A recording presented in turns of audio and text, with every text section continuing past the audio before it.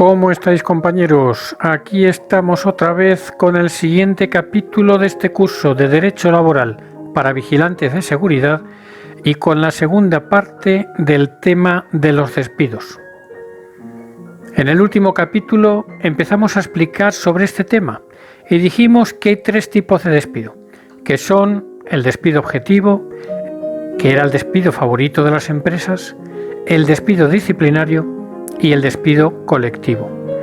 También explicamos qué indemnización nos tendrá que abonar la empresa si nos despide, dependiendo de cómo sea considerado el despido, ya sea improcedente o procedente. Pues bien, seguiremos explicando hoy que hay una tercera consideración a la hora de catalogar nuestro despido, pues en el caso de que un despido no sea procedente, podrá llegar a ser considerado como un despido nulo. De esta manera, si el juez determina que hemos sufrido la violación de derechos fundamentales y libertades públicas o algún tipo de discriminación prohibida en la ley, el despido será considerado nulo, estando la empresa obligada a readmitirnos teniendo que abonarnos los salarios de tramitación, que es el dinero que hemos dejado de cobrar desde el día que nos despidió. Por otro lado, partiendo del artículo 24 de la Constitución Española, donde nos dice que todas las personas tienen derecho a obtener la tutela efectiva de los jueces y tribunales en el ejercicio de sus derechos e intereses legítimos, sin que en ningún caso pueda producirse indefensión, os diré que la jurisprudencia nos indica que los despidos, como represalias a las demandas realizadas por los trabajadores para la tutela de sus derechos, serán considerados nulos. También será considerado nulo el despido contra un trabajador por declarar como testigo en el proceso de un compañero contra la empresa o por interponer una denuncia en la inspección de trabajo. Y esto se conoce como la garantía de indemnidad. Así es que, compañeros, entendedlo claramente. Todas las acciones que realicéis encaminadas a reclamar vuestros derechos gozan del derecho de indemnidad. Y aquí me gustaría hacer una reflexión sobre la importancia de lo que esto significa, pues normalmente el mayor freno que tenemos a la hora de denunciar a las empresas, aunque estén cometiendo injusticias contra nosotros, son las posibles represalias y el consiguiente despido. Y para ello, me gustaría usar un ejemplo, y mientras os lo pongo, me gustaría que lo aplicaseis a las situaciones personales que a menudo sufrimos en las empresas. Imaginaos que un día, debido a una mala postura al dormir, nos levantamos por la mañana con un fuerte dolor de cabeza y de espalda. Posiblemente no le daremos mayor importancia y a lo sumo nos tomaremos un analgésico y nos olvidaremos. Pero imaginad que a partir de ese día y durante los próximos meses nos levantamos por la mañana de la misma manera. Posiblemente terminaríamos acudiendo al médico. Este nos haría una radiografía y nos informaría sobre un problema que tenemos en las cervicales y que al parecer se ha empezado a manifestar ahora. Nos prescribirá un tratamiento y unas sesiones de rehabilitación como primera medida y nos citará pasados unos meses.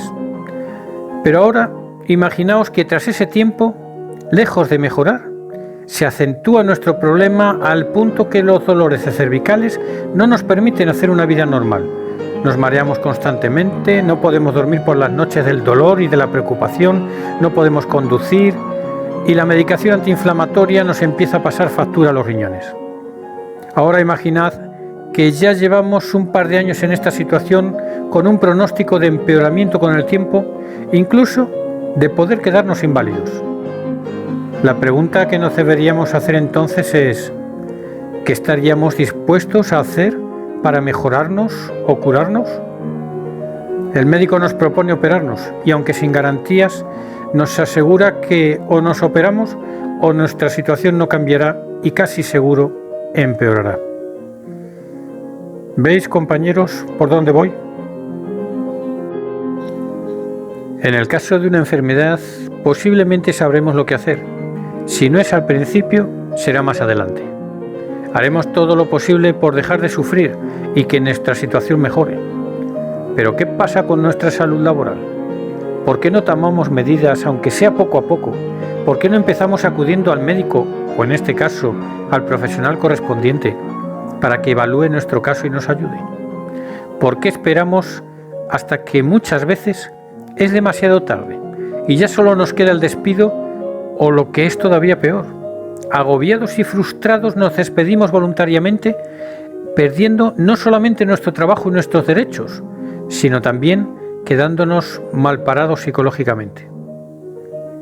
No estamos diciendo que la ley nos ampara en caso de haber puesto una denuncia a la empresa, porque en esos casos quedamos cubiertos por la garantía de indemnidad, y entonces es cuando tendremos más protección, incluso que nuestro despido podrá ser considerado nulo y nos tengan que volver a readmitir, pagándonos los salarios de tramitación y, dependiendo del caso, hasta una indemnización por daños y perjuicios que le pediremos.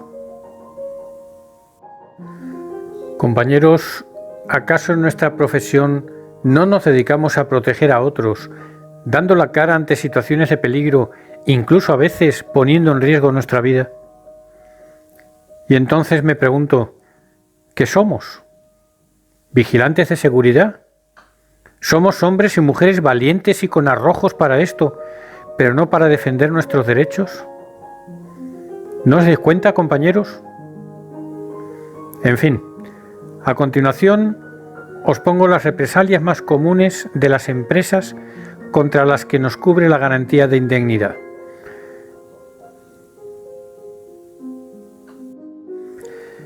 Tened en cuenta, compañeros, que en Internet se puede encontrar la colección de sentencias jurisprudenciales que argumentan todo lo que os estoy explicando aquí, y si tenéis interés, podréis consultarlas.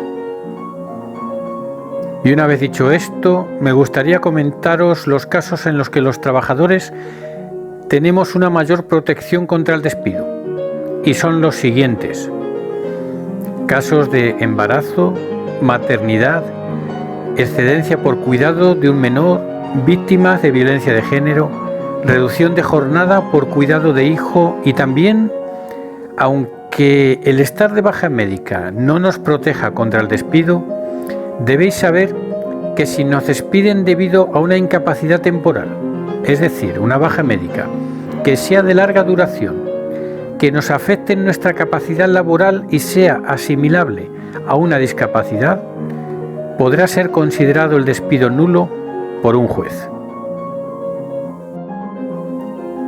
También los representantes de los trabajadores tienen esta protección, no pudiendo ser despedidos ni sancionados por realizar labores propias de su cargo, incluso hasta un año después. Como es lógico, si la empresa le despide, alegará otros motivos, como hará en cualquiera de los casos anteriores, y será el juez quien tendrá que determinar la improcedencia del despido. Y en el caso de esto, de los representantes de los trabajadores, podrán optar por la readmisión o la indemnización, por lo que no será necesaria la nulidad del despido. Y no olvidéis que el despido siempre debe recibirse con una carta por escrito, donde figure cuál será nuestro último día de trabajo, qué tipo de despido es y cuál es el motivo del despido. Y si es un despido objetivo, nos deberán entregar la cuantía que nos corresponde de indemnización junto a la carta de despido. Y mucho ojo, compañeros, que algunas de estas faltas de fondo o de forma a la hora de notificarnos el despido, aunque se diera el caso de ser despedidos disciplinariamente con argumentos correctos, podrían convertir el despido en improcedente. Y por último, os comento que podremos impugnar el despido en el plazo de 20 días hábiles para conseguir que el despido sea declarado improcedente o nulo y conseguir la readmisión o una indemnización mayor. Para esto, primeramente, tendremos que presentar una papeleta de conciliación laboral que es un intento de llegar a un acuerdo con la empresa para que nos pague o reconozca nuestras pretensiones sin necesidad de llegar a juicio. Y en caso de no alcanzar un acuerdo, tendremos que presentar una demanda. El primer paso no requiere de abogado, pero os recomiendo que lo tramitéis todo con un profesional para tener más garantías de éxito. Y como normalmente cuando nos entreguen una carta de despido nos pillará por sorpresa y posiblemente nos pondremos nerviosos, os recomiendo que os fijéis bien en la fecha de la carta, que sea la del propio día en que nos la entregan, pues se puede dar el caso de que la empresa ponga una fecha anterior intentando que se nos pasen los días para impugnarlo o ahorrarse la falta del preaviso.